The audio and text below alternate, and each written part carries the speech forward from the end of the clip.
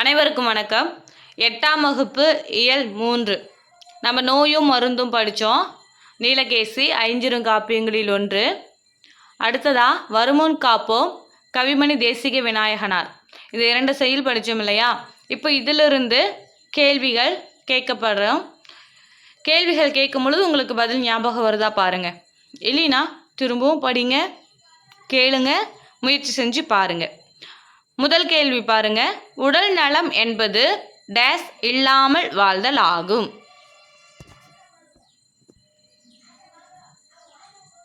Option C பிணி. பிணினா என்னன்னா துன்பம். உடல் நலம் என்பது துன்பம் இல்லாமல் வாழ்தல். சரிங்களா? 2வது கேள்வி பாருங்க. நீலகேசி கூறும் நோயின் வகை.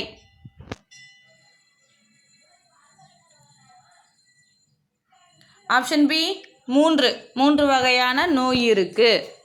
அதாவது மருந்து கொடுத்தா தீர்ந்து விடக்கூடிய நோய் ஒன்று, என்ன பண்ணாலும் தீராத நோய் ஒன்று, நோய் இருக்கிற மாதிரியே தெரியாது ஆனால் உள்ளுக்குள்ளே இருந்து அறுத்துக்கிட்டே இருக்கும், அது ஒரு விதமான நோய்.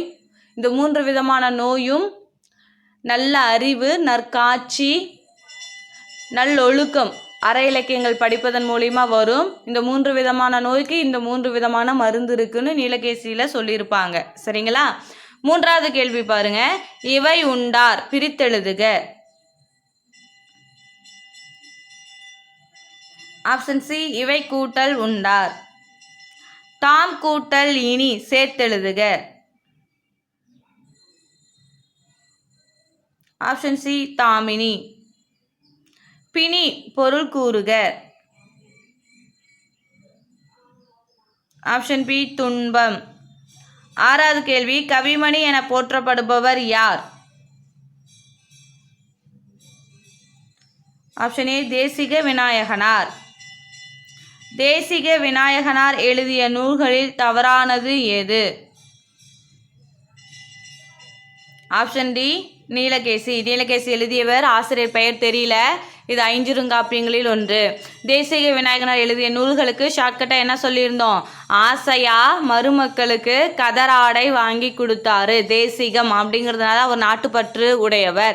அதனால் ஆசையா மருமக்களுக்கு கதராடை வாங்கி கொடுத்தாரு. அதன் மூலியமா ஆசிய ஜோதி, மருமக்கள் வழி மான்மியம், கதர் பிறந்த கதை அப்படின்னு ஞாபகம் வச்சுக்கோங்கன்னு இருந்தேன். சரிங்களா?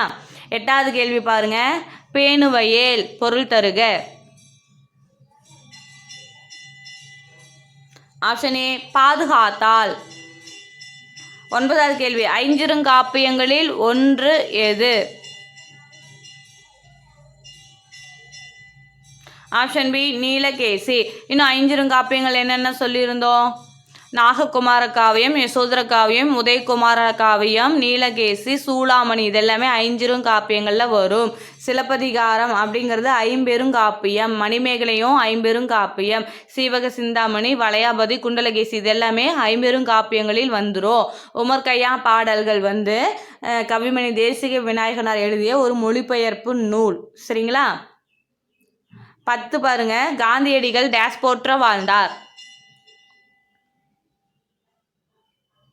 ஆப்ஷன் பி வையம். வையம் போற்ற வாழ்ந்தார். வையம்னா உலகம் போற்ற அவர் வாழ்ந்தார்.